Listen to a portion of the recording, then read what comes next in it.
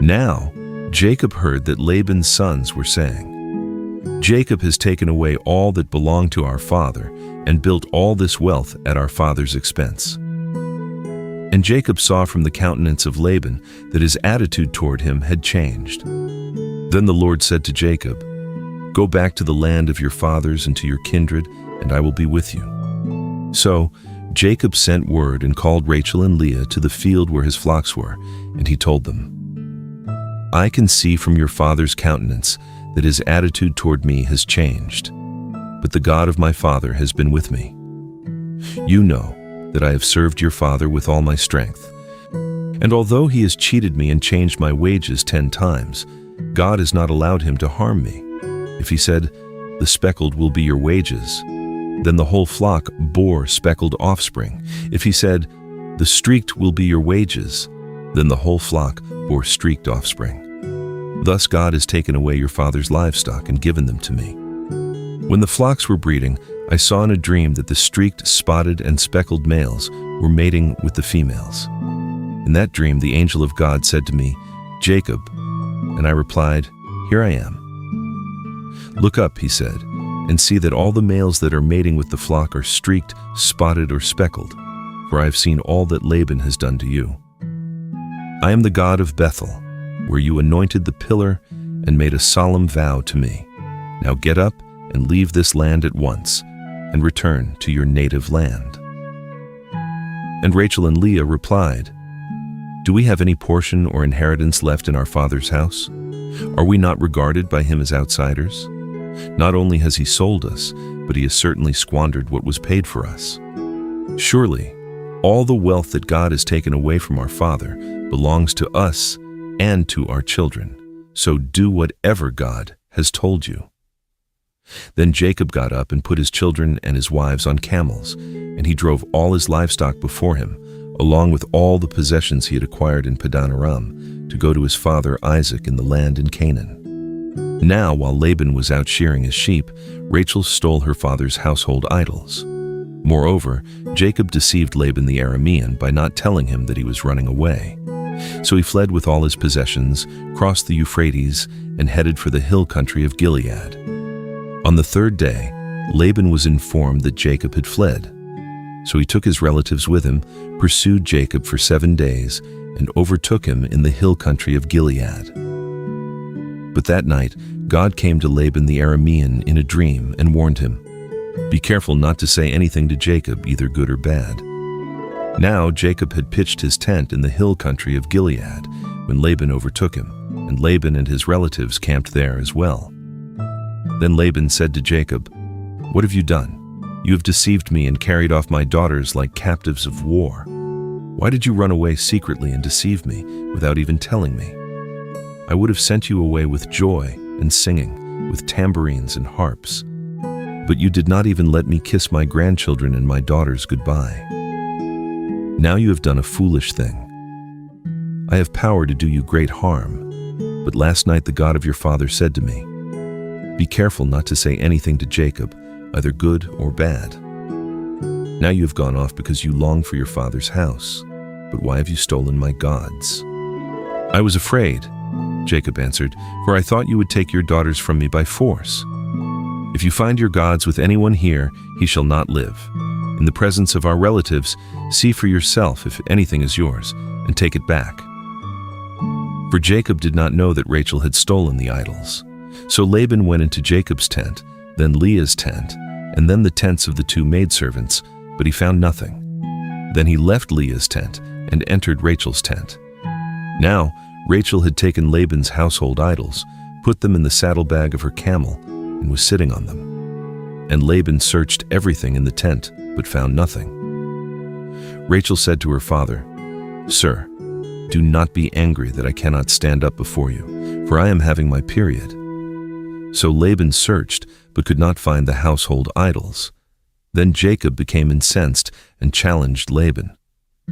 "What is my crime?" he said. "For what sin of mine have you so hotly pursued me?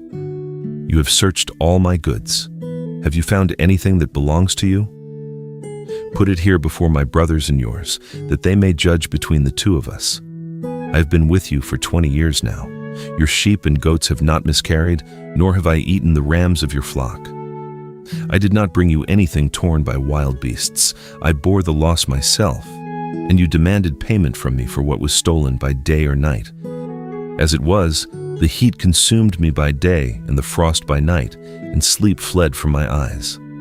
Thus, for 20 years I have served in your household, 14 years for your 2 daughters, and 6 years for your flocks, and you have changed my wages 10 times.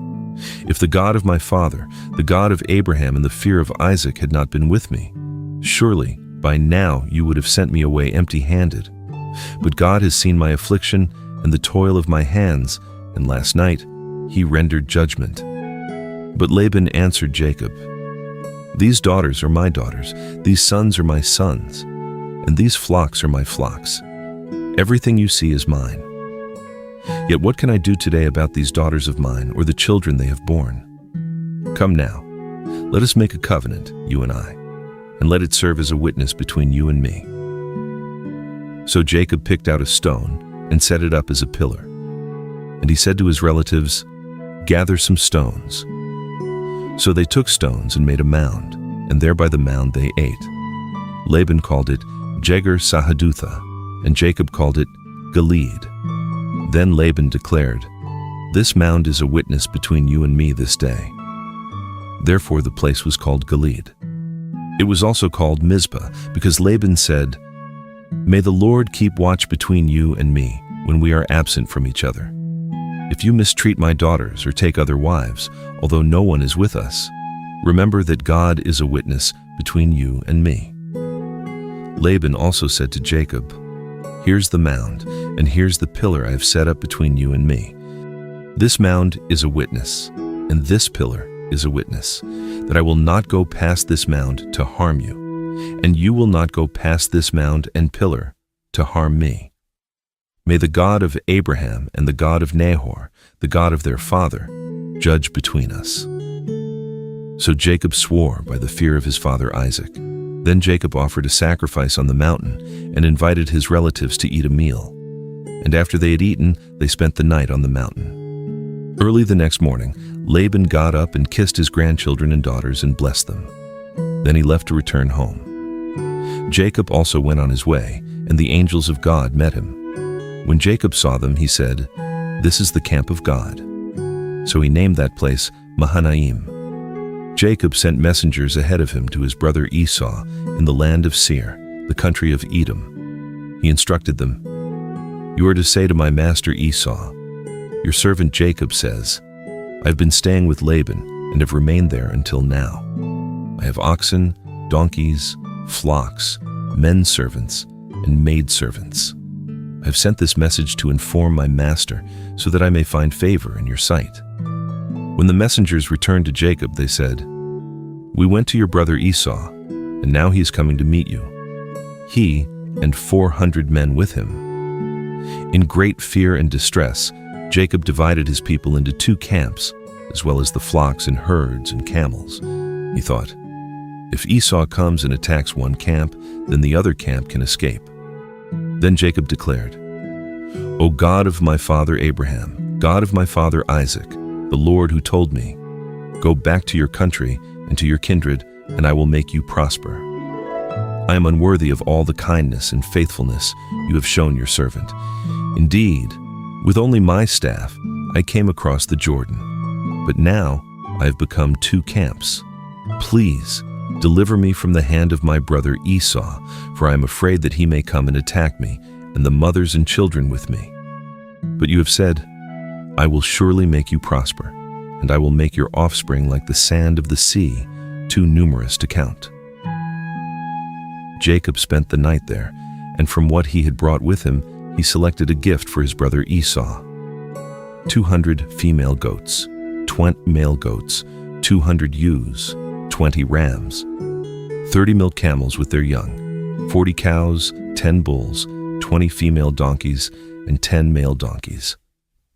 He entrusted them to his servants in separate herds and told them, Go on ahead of me and keep some distance between the herds. He instructed the one in the lead. When my brother Esau meets you and asks, To whom do you belong? Where are you going? And whose animals are these before you? Then you are to say, they belong to your servant Jacob. They are a gift sent to my lord Esau. And behold, Jacob is behind us. He also instructed the second, the third, and all those following behind the herds. When you meet Esau, you are to say the same thing to him. You are also to say, look, your servant Jacob is right behind us. For he thought, I will appease Esau with the gift that is going before me. After that I can face him, and perhaps he will accept me. So Jacob's gifts went on before him, while he spent the night in the camp. During the night, Jacob got up and took his 2 wives, his 2 maidservants, and his 11 sons, and crossed the ford of the Jabbok. He took them and sent them across the stream, along with all his possessions.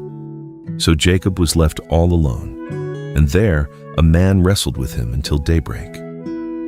When the man saw that he could not overpower Jacob, he struck the socket of Jacob's hip and dislocated it as they wrestled. Then the man said, let me go, for it is daybreak. But Jacob replied, I will not let you go unless you bless me. What is your name? The man asked. Jacob, he replied. Then the man said, your name will no longer be Jacob, but Israel, because you have struggled with God and with men, and you have prevailed. And Jacob requested, please tell me your name. But he replied, why do you ask my name? Then he blessed Jacob there. So Jacob named the place Peniel, saying, indeed I have seen God face to face, and yet my life was spared. The sun rose above him as he passed by Peniel, and he was limping because of his hip. Therefore to this day the Israelites do not eat the tendon which is at the socket of the hip, because the socket of Jacob's hip was struck near that tendon. Now Jacob looked up and saw Esau coming toward him with 400 men. So he divided the children among Leah, Rachel, and the 2 maidservants. He put the maidservants and their children in front, Leah and her children next, and Rachel and Joseph at the rear. But Jacob himself went on ahead and bowed to the ground 7 times as he approached his brother. Esau, however, ran to him and embraced him, threw his arms around his neck, and kissed him, and they both wept. When Esau looked up and saw the women and children, he asked, who are these with you? Jacob answered, these are the children God has graciously given your servant. Then the maidservants and their children approached and bowed down. Leah and her children also approached and bowed down, and then Joseph and Rachel approached and bowed down. What do you mean by sending this whole company to meet me? Asked Esau. To find favor in your sight, my lord. Jacob answered. I already have plenty, my brother, Esau replied. Keep what belongs to you. But Jacob insisted, no, please. If I have found favor in your sight, then receive this gift from my hand. For indeed I have seen your face, and it is like seeing the face of God, since you have received me favorably. Please accept my gift that was brought to you, because God has been gracious to me and I have all I need. So Jacob pressed him until he accepted. Then Esau said, let us be on our way, and I will go ahead of you. But Jacob replied, my Lord knows that the children are frail, and I must care for sheep and cattle that are nursing their young. If they are driven hard for even a day, all the animals will die. Please let my Lord go ahead of his servant. I will continue on slowly at a comfortable pace for the livestock and children until I come to my Lord at Seir. Let me leave some of my people with you, Esau said. But Jacob replied, why do that? Let me find favor in the sight of my Lord. So that day Esau started on his way back to Seir, but Jacob went on to Succoth, where he built a house for himself and shelters for his livestock. That is why the place was called Succoth. After Jacob had come from Padan Aram, he arrived safely at the city of Shechem in the land of Canaan, and he camped just outside the city. And the plot of ground where he pitched his tent, he purchased from the sons of Hamor, Shechem's father, for 100 pieces of silver. There he set up an altar and called it El Elohe Israel. Jacob wrestled with God and came away changed and given a new name.